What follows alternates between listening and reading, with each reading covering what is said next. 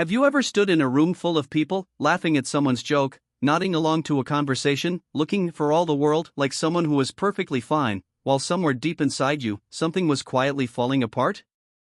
Have you ever driven home after a long day, peeled off that smile like it was a mask you'd been wearing for hours, and finally let yourself feel the weight of everything you'd been carrying in silence? If you have, you are not alone. And more importantly, you are not broken.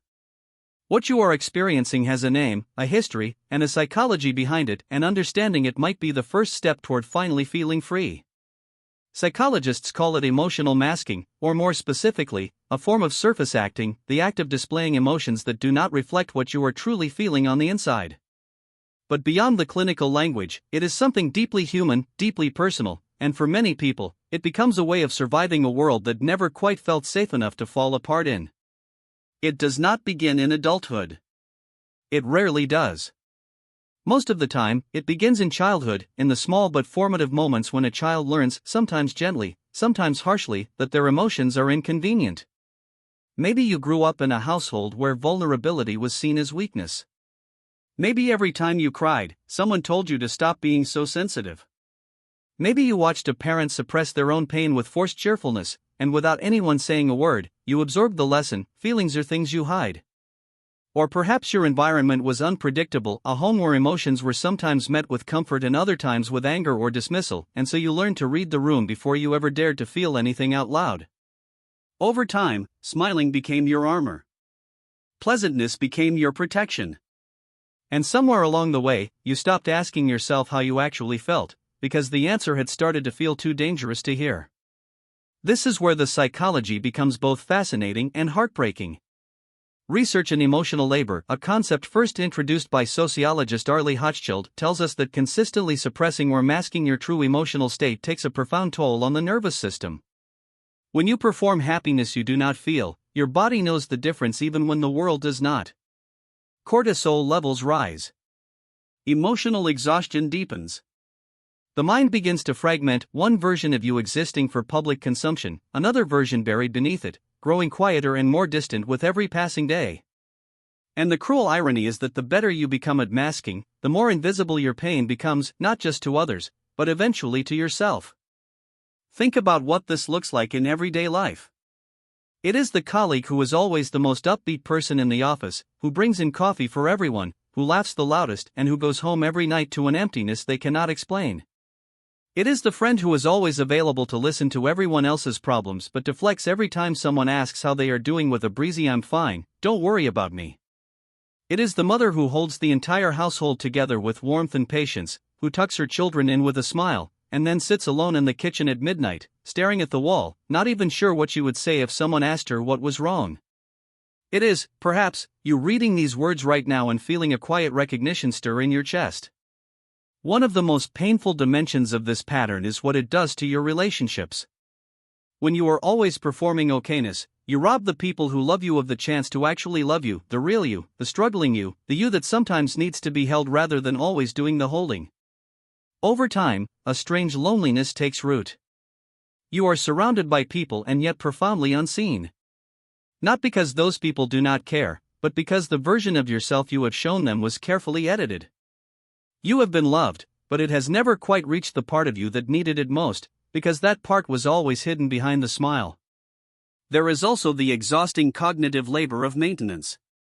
Keeping up an emotional performance requires constant energy that quietly drains your reserves, leaving you with a persistent fatigue that sleep never fully cures. Many people who mask their pain heavily find themselves overwhelmed by a specific kind of tiredness, not the tiredness of having done too much, but the tiredness of having felt too little for too long. The suppressed grief, the unacknowledged anxiety, the frustration swallowed back down, all of it accumulates. And when it eventually surfaces, as it always does, it often comes out sideways, as sudden irritability, as emotional numbness, as a sense of alienation from your own life, or as a quiet sadness that has no obvious cause because its causes were never allowed to exist out loud. Understanding why you smile when you are breaking is not about blame. It is not about pointing a finger at your parents, your upbringing, or the culture that taught you that composure equals strength.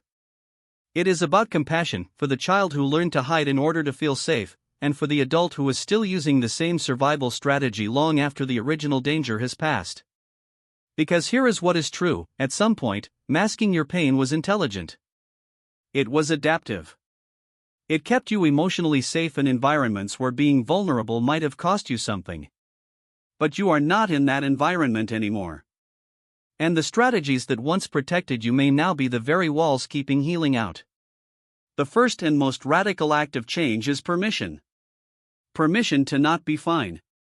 Permission to say, actually, I'm struggling, not to everyone, not all at once, but to someone safe, in a moment that feels right. Research in expressive writing and emotional disclosure, pioneered by psychologist James Pennebaker, consistently shows that giving language to hidden pain, even privately, in a journal, significantly reduces psychological distress and improves overall well-being. The pain does not disappear by being named, but it loses some of its silent power. It becomes something you are carrying rather than something that is quietly carrying you. Therapy offers another layer of this work, a space where the smile is not required, where falling apart is not only permitted but welcomed as data, as truth, as the beginning of something real. But even outside of therapy, the work can begin in small and tender ways. It begins when you pause before answering "How are you?" and let yourself actually check in with the honest answer. It begins when you let a tear fall without immediately apologizing for it. It begins when you tell one trusted person one true thing about how you are feeling and notice that the world does not end, that they do not leave, that your vulnerability does not destroy the relationship but deepens it. You have spent so long being strong for everyone else. You have been the steady one, the capable one, the one who smiles so that others feel at ease. And that says something beautiful about your capacity for care. But you deserve that same care turned inward.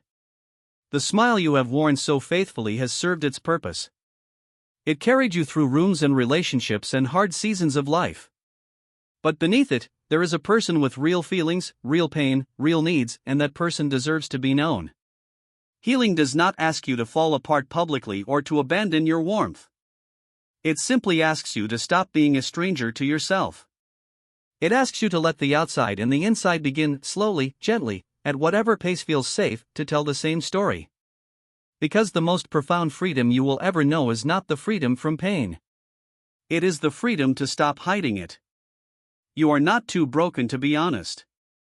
You are not too far gone to be found.